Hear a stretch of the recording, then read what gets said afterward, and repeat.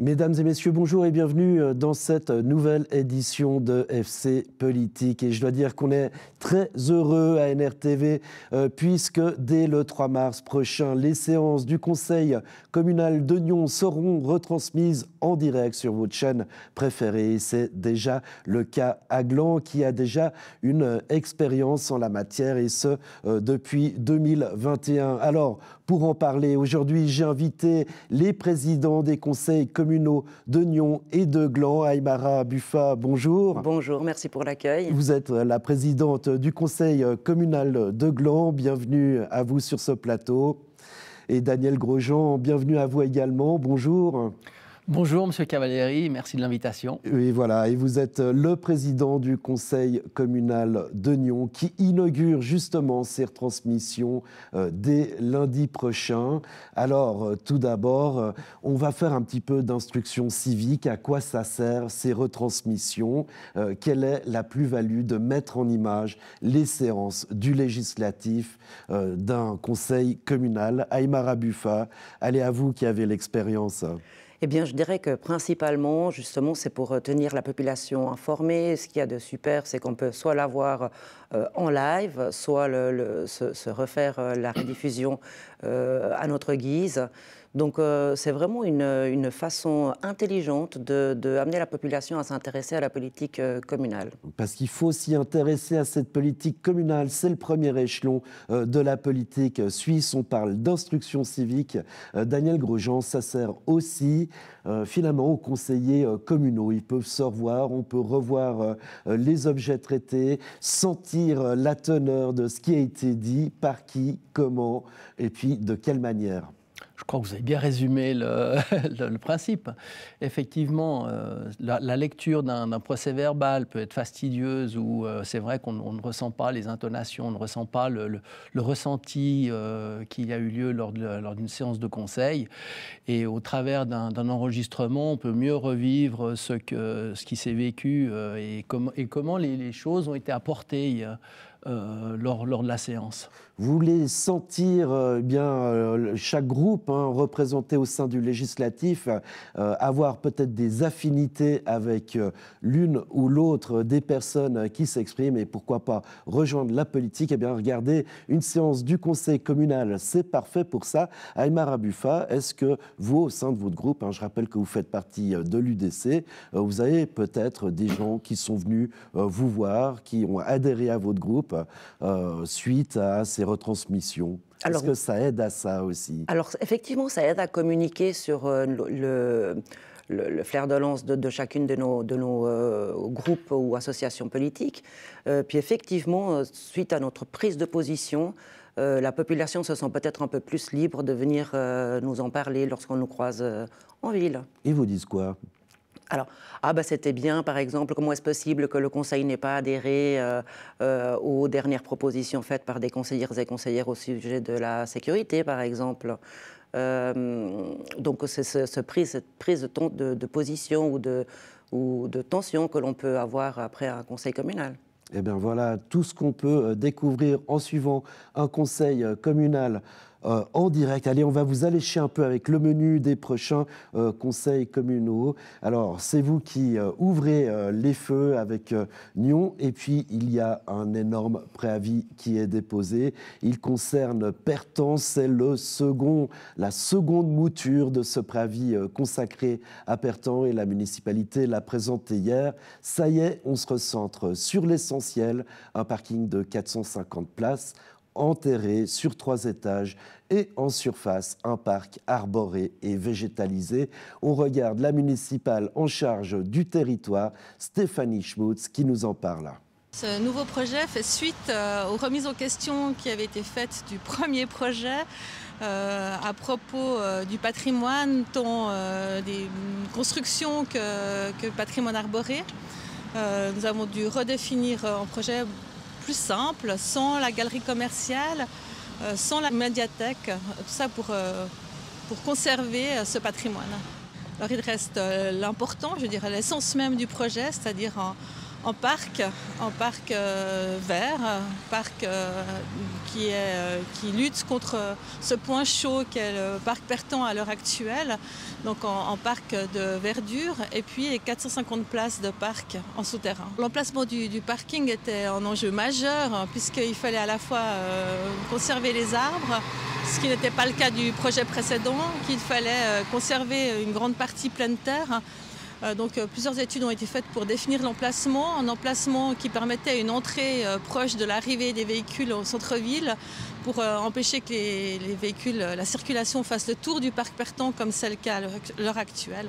Donc on aura une entrée proche de la salle communale et puis ensuite 3 étages de parking plus un étage à définir encore pour assumer les 450 places. Il va nous falloir maintenant un peu plus d'une année pour d'abord attendre la réponse du conseil. Si celle-ci est favorable, encore un peu plus d'une année pour réaliser ces études et arriver avec un projet cette fois-ci consolidé pour pouvoir demander un préavis de construction. Voilà, ce projet coûtera en tout environ 55 millions de francs. Là, le préavis déposé concerne le mandat d'études pour 5,5 millions de francs. Daniel Grosjean, ça, c'est typiquement un préavis qui va faire parler au Conseil.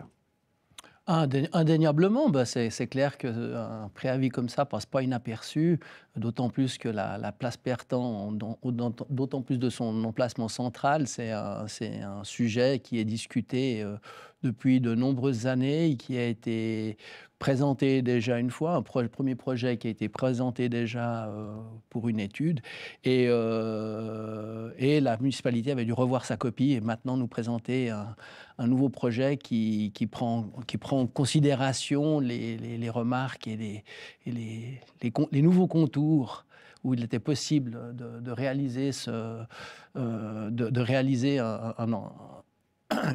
un parc sur cet emplacement emblématique. Ouais, emblématique, vous l'avez dit. Donc, pour rappel, le premier projet comprenait une galerie commerciale. Exit la galerie commerciale. Quant à la médiathèque, elle a été transférée et elle sera possiblement construite ultérieurement du côté du Martinet. Emblématique, vous l'avez dit, et c'est ça qui est passionnant parce que au conseil communal, on traite d'objets où tout le monde a un avis. Ça, c'est un exemple typique. Tout le monde peut avoir son avis sur ce qui peut être fait à Pertan ou ce qui, surtout, ne doit pas être fait. Alors c'est clair, c'est comme un sélectionneur en équipe nationale. On est 8 millions en Suisse, il y a 8 millions de sélectionneurs. Et bien là, il y a 100 conseillers, il y a 100 avis qui sont parfois très divergents concernant n'importe quel projet. Les choses sont souvent âprement discutées. Et comme vous l'avez dit, la politique, c'est un sport de fond finalement, puisque ce projet, ça fait des dizaines d'années qu'on en parle, c'est donc pas un sprint. Les travaux du législatif, il faut bien le comprendre, c'est sur un temps long. Une idée comme celle-là, par exemple, entre le dépôt du préavis et puis le crédit de réalisation, ça peut prendre quelques années. Et puis, alors si l'on prend en compte encore le coupé de ruban, en général, l'on dit qu'un projet municipal comme ça peut prendre entre 1 et 2 législatures. Hein. Oui, et c'est en fait ce qui déçoit peut-être des fois les jeunes qui se lancent en politique, c'est qu'ils se rendent compte qu'il y a une certaine inertie, mais cette inertie, elle est aussi due au fait qu'on écoute tout le monde, on essaie de trouver un consensus, on essaie de trouver le meilleur projet qui convienne à la majorité, et c'est toujours en essayant de rallier une majorité, et ça a pour corollaire de prendre du temps. Et c'est peut-être ce temps, cette espèce d'espace-temps qui, lui, des fois rebute peut-être les jeunes à se lancer en politique, mais ça fait partie quelque part des règles du jeu. Qui rebute ou qui attire. Aymara Buffa, vous aussi, vous avez des questions de fond qui concernent la ville de Gland. On parle évidemment, par exemple, de Gare Sud, ce projet situé au sud de la gare de Gland, sur la définition même de ce projets, on va dire, d'habitation ou de bureaux. Il y a aussi le développement de la ville. On dit souvent que le législatif au niveau communal décide de la voirie, de la sécurité et puis de la vision d'avenir du développement communal. Alors, c'est vrai que les projets sont amenés par la municipalité et finalement, c'est la municipalité qui a cette vision hein, de comment on voit plus ou moins grandir une ville. Et puis, c'est au conseil communal et donc finalement aux élus de la population de porter à bien ou pas, ou de favoriser tel et tel projet afin qu'il soit amené à bien, si on veut bien, dans les meilleurs délais. Mais effectivement, j'aborde entièrement dans le sens de M. Grandjean. Des fois, ça peut prendre pas mal de temps. On l'a vu à Gland, par exemple, pour la lumière, pour le tout à l'égout. Enfin, Gland est une ville qui est en pleine mutation depuis un temps certain. Et on a on se plaint, bien entendu, du fait qu'il y a des travaux, qu'il y a des nuisances. Mais il n'empêche que c'est un projet qui était sur le pipeline depuis 2-3 législatures et que c'est seulement maintenant qu'il se réalise. Donc effectivement, il faut un peu de patience et puis beaucoup d'investissement de la part de chacun pour pouvoir mener à bien des projets pour tout le monde, en fait, pour le bien de la communauté. Mais est-ce que c'est pas ça qui est passionnant, finalement, quand on rejoint un conseil, je vais le dire comme ça, en étant jeune, c'est d'accompagner justement le développement de sa ville sur plusieurs législatures et puis finalement de pouvoir être d'un côté et de l'autre du tuyau, c'est-à-dire à la base de l'idée pour en arriver à sa réalisation, Daniel Grosjean? Alors effectivement, le fait d'avoir des personnes plus jeunes dans un conseil amène aussi une certaine fraîcheur, puis une autre vision peut-être que toujours la même tranche d'âge qui s'investit pour sa commune par le biais du conseil. Effectivement, ça amène une différence de point de vue et de vision. Voilà, on confronte ses visions, on confronte l'avenir qu'on veut donner à sa commune, et puis ça passe par des préavis qui, sur le papier, ont l'air simples, et puis qui se révèlent être beaucoup plus complexes, voire compliqué qu'il n'y paraît. C'est le cas, par exemple, de nouveau à Nyon avec le prochain conseil. Et puis, un projet, je parlais de voirie. Alors là, on parle d'installations sanitaires, 2 installations sanitaires. Et pour vous donner envie de regarder ce conseil, je pense que là, il va y avoir un débat assez nourri, puisque, de mémoire, c'est une des premières fois où un rapport de commission est unanime contre le préavis municipal. On parle bien sûr de ce projet d'installer 2 toilettes publiques, une à Maran et l'autre à l'hôpital, pour un budget de près de 750 000 francs. Daniel Grosjean, ça c'est typique, un bon sujet pour un conseil communal où tout le monde peut s'exprimer aussi. Alors c'est clair, une des attributions du Conseil, c'est d'accorder des crédits supplémentaires que la municipalité fait par le biais d'un préavis. Et là, clairement, le Conseil va devoir trancher sur un sujet que tout le monde utilise, qui est à la base des besoins de tout le monde. Mais en même temps, on met en corollaire les montants qui sont demandés et engagés. Et là vont s'affronter des visions de la ville.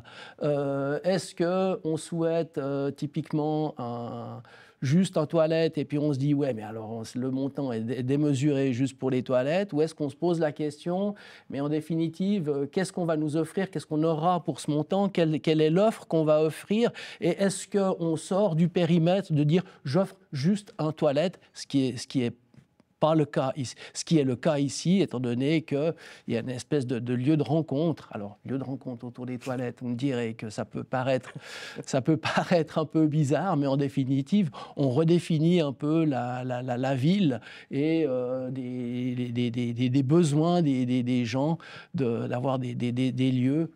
Et peut-être redéfinir des lieux que l'on considérait justement peut-être comme annexes ou juste de passage. Voilà, on parle des besoins des concitoyens, mis en rapport avec les sommes prévues dans les préavis. Mais Aymara Buffa, souvent, c'est les plus petits montants qui prêtent le plus à des discussions.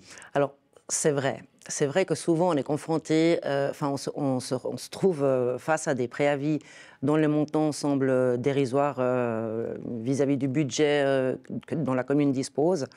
Mais les conseillères et conseillers sont quand même sensibles au cordon de la bourse. C'est d'ailleurs une des prérogatives du Conseil, c'est de pouvoir dire oui ou non à des dépenses qui seraient finalement apportées par des préavis. Et étonnamment, alors certaines fois des budgets passent avec des millions, passent comme une lettre à la poste, et puis on se chamaille pour 50 000 francs pour un projet qui serait finalement, qui aurait pu passer comme ça sans autre, quoi. Il y a un dicton qui dit petit conseil, grande discussion. Est-ce vraiment le cas, Imara Buffa? Alors, ça dépend. C'est tellement aléatoire parce que des fois, en préparant le conseil avec le bureau, on se dit ah bah tiens, ça va être un conseil qui va être rapidement mis sous pli parce qu'il n'y a pas. Enfin, il nous semble pas que les préavis soumis ou bien un postulat ou une quelconque interpellation qu'on aurait reçue puisse amener une grande discussion, mais des fois on est vraiment surpris parce que justement, à Gland en tout cas, il y a 75 sensibilités différentes et on n'est pas à l'abri d'une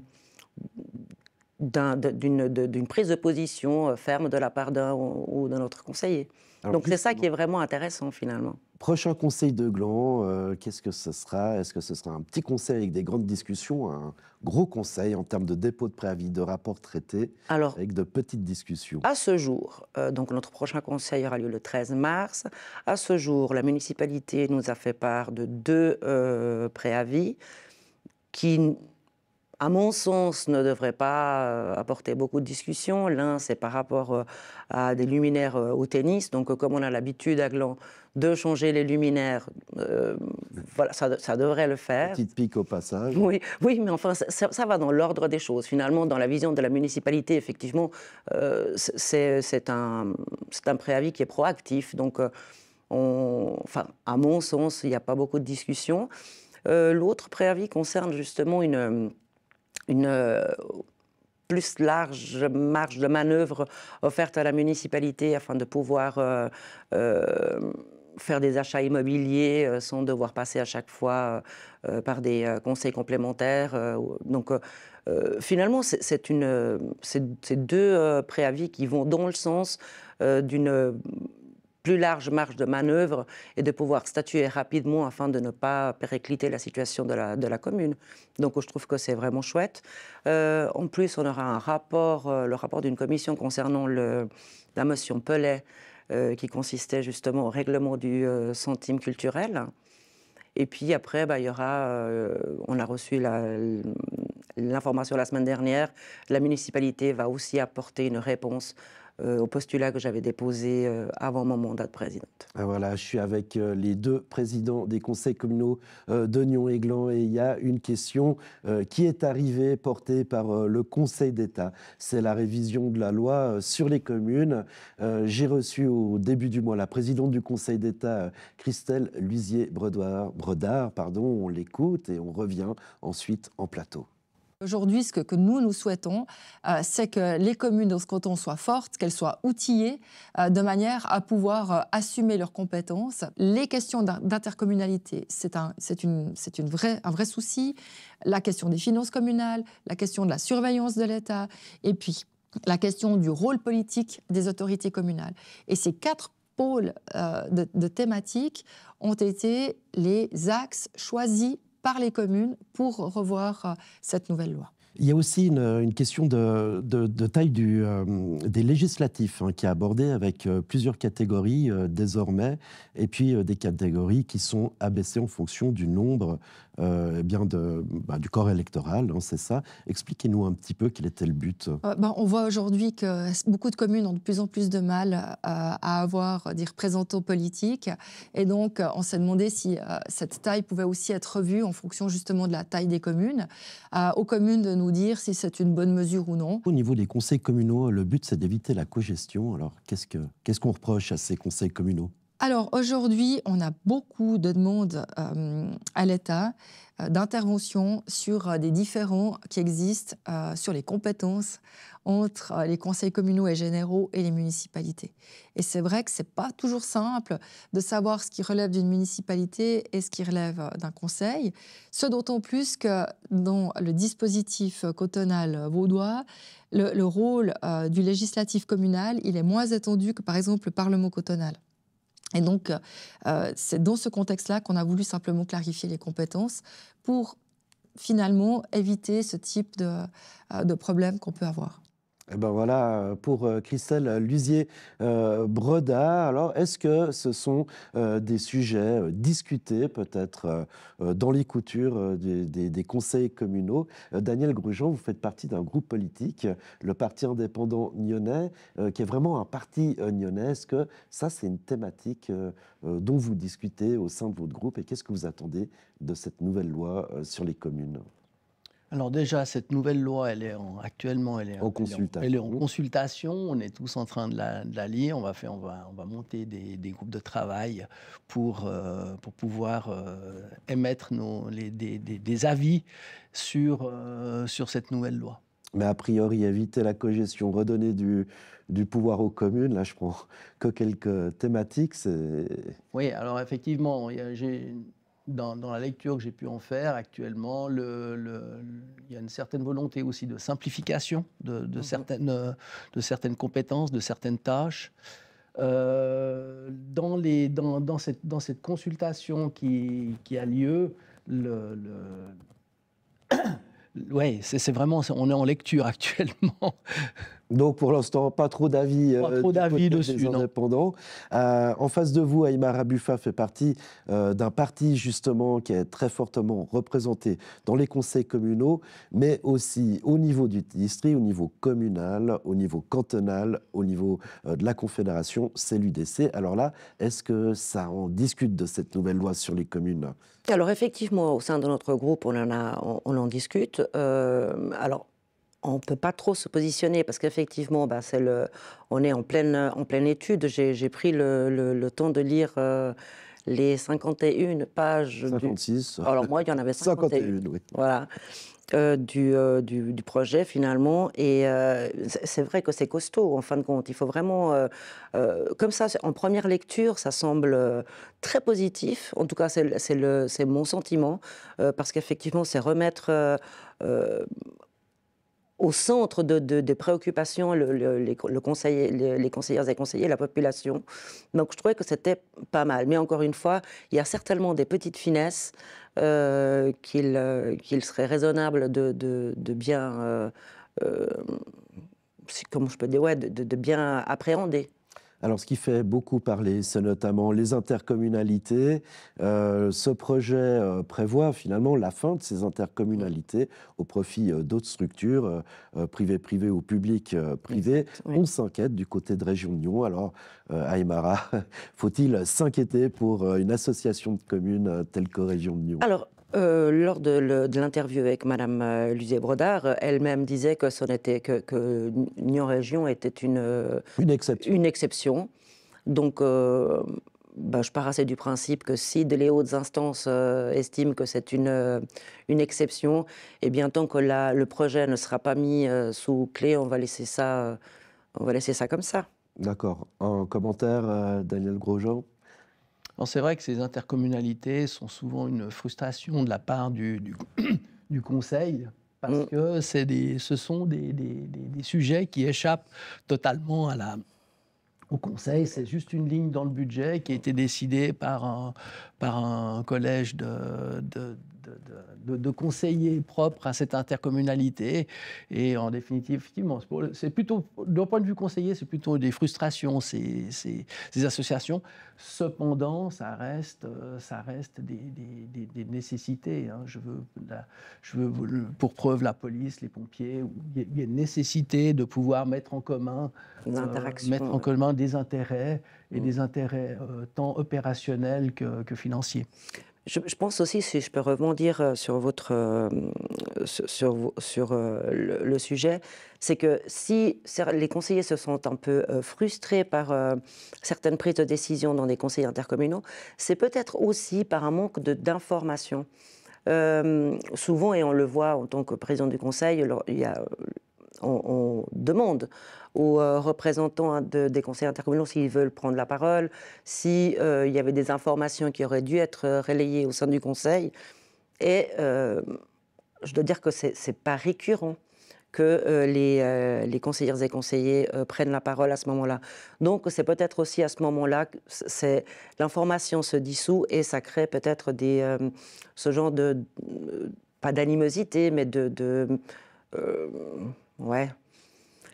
mésentente au niveau des divers conseils. Voilà pour une première lecture de nos invités de cette nouvelle loi sur les communes. Je rappelle que les mandats de président tant à Nyon qu'à Gland vont de juillet à juillet. Vous allez terminer en juillet. Et qu'est-ce qui se pointe après juillet? Eh bien, c'est les élections communales. La campagne sera certainement lancée avec peut-être de nouveaux groupes politiques, peut-être une résurgence du POP à Nyon et surtout un nouveau parti qui va tenter de faire sa place à Gland, c'est le CG, l'élan citoyen de Gland. Je les avais reçus sur ce plateau et évidemment, il avait été question d'Aymara Buffa. Est-elle une bonne candidate pour le CG? On revient en arrière et on revient au plateau ensuite. Aymara Buffa, c'est une de vos cibles qui pourrait rejoindre votre mouvement? Alors, il n'y a aucune cible, il n'y a aucune attente de qui que ce soit. Pour qu'on soit bien clair. Aujourd'hui... Mais ça pourrait faire une bonne candidate. Toute personne aujourd'hui qui défend le citoyen, ils ont leur place à l'ECG. Toute personne aujourd'hui qui défend les vraies valeurs aujourd'hui de famille, les vrais intérêts de notre ville, ils ont leur place chez nous. Aymara Buffa, est-ce que vous avez votre place à l'ECG? Écoutez, je les remercie beaucoup pour l'invitation, si c'était le cas. Ceci dit, je me sens bien à l'UDC. Je pense que nous aussi, on défend des valeurs de famille, de sécurité, de bien-être, de pouvoir d'achat. Donc, non, je pense que je vais rester fidèle à moi-même. Et est-ce que vous serez la candidate de l'UDC aux prochaines élections communales à l'exécutif? Alors, comme je l'avais promis lors de la dernière échéance, effectivement, je pense qu'il y a une place pour tout le monde et pourquoi pas pour moi. D'accord. Alors, votre mandat en tant que présidente se termine avec cette dernière séance qui sera le 23 juin à Gland. Et là, il y a une petite polémique à Gland, c'est sur le chant de l'hymne vaudois. Alors, vous aviez voulu instaurer ça en début de séance, le Conseil ne vous avait pas suivi, mais vous aviez promis de revenir à la charge. Alors, effectivement, nous avions donc... j'avais répondu de façon tout à fait personnelle, j'avais pris la parole au Conseil, mais surtout le bureau avait répondu aux interpellants et nous leur avions stipulé que lors du dernier Conseil, l'hymne vaudois serait chanté. Alors, il y aura aussi des petites surprises autres que l'hymne vaudois, donc il faudra vraiment allumer la télé ce jour-là pour voir... le Conseil. Voilà, on le suivra sur NRTV, ça lance le début de votre campagne, il y a des places à prendre au sein de l'exécutif glandois. Oui. L'UDC a sa chance à Gland. Écoutez, je pense que l'UDC a sa chance, oui. Oui? Oui, bien sûr. Eh bien, on se réjouit de suivre ça sur Nyon Région Télévision. Daniel Grosjean, vous me voyez venir avec mes gros sabots. Vous avez un municipal au sein du parti indépendant nyonnais qui, sauf erreur, ne briguera pas de nouveau mandat. On parle beaucoup de vous pour se lancer dans cette course à l'exécutif nyonnais. Qu'en sera-t-il? Alors effectivement, on en cause actuellement. Vous en causez? On en cause. Mais ce sera vous? Je ferai partie des candidats. Des candidats à la candidature. Voilà. Eh ben, écoutez, voilà qui promet également de parler beaucoup. Il y a aussi d'autres personnalités qui quittent cet exécutif nyonnais. Évidemment, le syndic, évidemment, votre municipal. Et pas des Claude moindres, Huldry. effectivement. Il va y avoir beaucoup de place à prendre et la bataille va être âpre. Ben, comme chaque élection, hein. Chaque élection, c'est une âpre bataille entre les différents candidats qui essaient chacun de proposer, de proposer leurs idées et de se faire élire. C'est la force, c'est les enjeux de notre démocratie. Hein. Les prochains enjeux, jusqu'à la fin de votre présidence à la tête du conseil communal de la ville de Nyon, ce sont lesquels ? Les prochains enjeux, c'est toujours de maintenir un espace de liberté, de dialogue, de liberté, de pouvoir exposer ses idées, de chercher à rassembler des majorités et de conserver ce bien précieux qu'est notre démocratie. Et pour vous, Aymara Buffa ? Alors j'aborde entièrement dans son sens. Je pense que c'est une richesse que nous avons ici en Suisse de pouvoir avoir cette démocratie directe. Et c'est important de la valoriser. Donc, par la mise en place justement des rediffusions du Conseil, ça en fait partie. Mais c'est surtout, et en particulier, de parler à la population pour que les projets et autres de la commune puissent aboutir. Et ben voilà, Aymara Buffa, Daniel Grosjean, merci beaucoup d'être venu sur le plateau de FC Politique. Et effectivement, on se réjouit de suivre ces retransmissions des conseils communaux de Nyon et Gland que vous pourrez suivre en direct sur Nyon Région Télévision, mais également sur les chaînes YouTube des communes de Nyon et de Gland. Et petite surprise, NRTV se prépare également à produire une nouvelle émission consacrée exclusivement à la vie des conseils communaux de ces deux villes. Vous pourrez les suivre les vendredis à l'issue du dernier conseil communal qui se jouera entre Nyon et Gland. La première édition de cette nouvelle émission aura lieu le lendemain du conseil de la ville de Gland, soit le 14 mars prochain. On se réjouit au programme des conseillers communaux, d'autres invités et puis des extraits de ces fameux conseils. Madame, monsieur, messieurs, madame présidente et président, encore une fois, merci d'être venus sur le plateau de FC Politique. Et quant à moi, je vous retrouve pour un FC Politique classique dès mardi prochain, à la suite des émissions d'Andrea Braslopo. Fais voir ta région. À mardi.